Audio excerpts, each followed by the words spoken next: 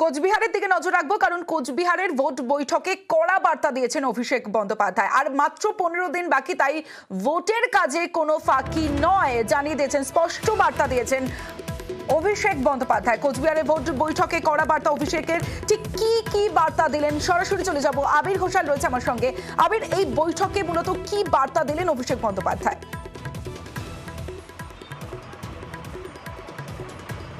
দেখো, কোচবিহারের মতো জায়গাতে তৃণমূল কংগ্রেসকে বারবার অস্বস্তি বা বিব্রত অবস্থার মধ্যে পড়তে হয়েছে নেতাদের নিজেদের মধ্যে দ্বন্দ্বের কারণে।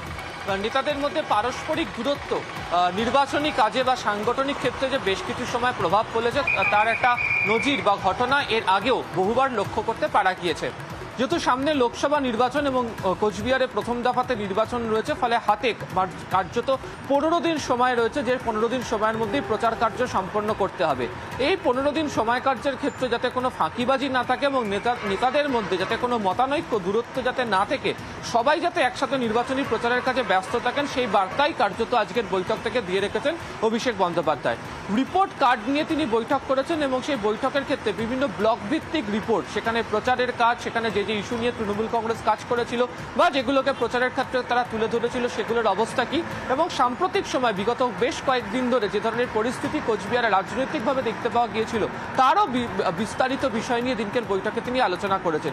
সূত্রের খবর, তিনি জেলার নেতাদেরকে কার্যত জানিয়েছেন যে কোচবিহার লোকসভা আসনে তৃণমূল কংগ্রেসের ভালো ফল করতেই হবে এবং সে কারণে যে ইস্যু ঠিক করে দেওয়া হয়েছে সেই ইস্যু ভিত্তিক প্রচারের ক্ষেত্রে যেন বাড়ি বাড়ি গিয়ে 15 দিন তাদের কথা, তৃণমূল কংগ্রেসের কথা যেন গিয়ে বলা হয়।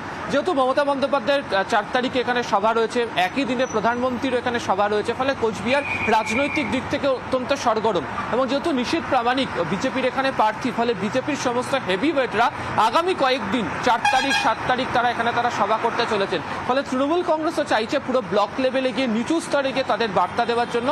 তাই নেতাদেরকে কার্যত দিনকে বুঝিয়ে দেওয়া হয়েছে কোনো ফাঁকিবাজি না করে যেন ভোট প্রচারের কাজে তারা মনোনিবেশ করেন এবং কোথাও যেন ভোট প্রচারের কাজে কোনো যেন থেমে থাকার কোনো রাস্তা যে থাকবে না, এবং যে ইস্যুর কথা তোমাকে শুরুতেই বলছিলাম সেই ইস্যু নিয়ে যেন প্রত্যেকের বাড়ি বাড়ি যাওয়ার কাজ তারা করেন, সেই বার্তাই এদের বৈঠক থেকে অভিষেক রেখেছেন। নমস্কার। বেশ।